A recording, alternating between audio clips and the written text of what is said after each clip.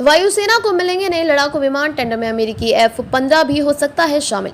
नई दिल्ली। भारतीय वायुसेना अपनी ताकत बढ़ाने के लिए 114 नए मध्यम श्रेणी के लड़ाकू विमान खरीदने की तैयारी कर रही है। वायुसेना अगले 4 से 5 वर्षों में वैश्विक टेंडर के माध्यम से इन विमानों को अपने बेड़े में शामिल करना चाहती है। इस प्रतिस्पर्धा में बोइंग, लॉकहीड मार्टिन, दासो और साप समेत कई बड़ी कंपनियां शामिल हो सकती हैं। वैश्विक निविदा का हिस्सा बनने वाले विमानों में Rafale Gripen, Eurofighter typhoon, MiG-31 और अमेरिका F-16, F-15 विमान शामिल हैं।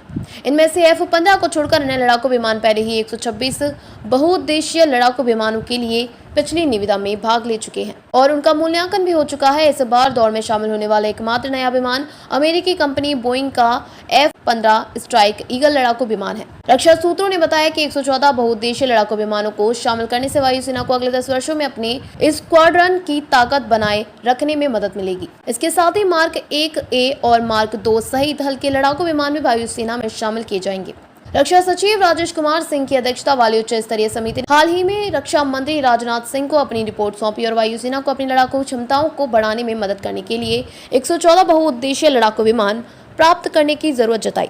सूत्रों ने बताया कि वायुसेना वर्ष 2037 तक लड़ाकू विमानों के 10 स्क्वाड्रनों को रिटायर करेगी। वायुसेना वर्ष 2047 तक 60 लड़ाकू विमान स्क्वाड्रन क्षमता हासिल करना चाहती है। उसका मानना है कि अगले 5 से 10 वर्षों में लड़ाकू विमानों के बेड़े में शामिल होने से 2 मार्चों पर युद्ध से निपटने की क्षमता और बढ़ेगी।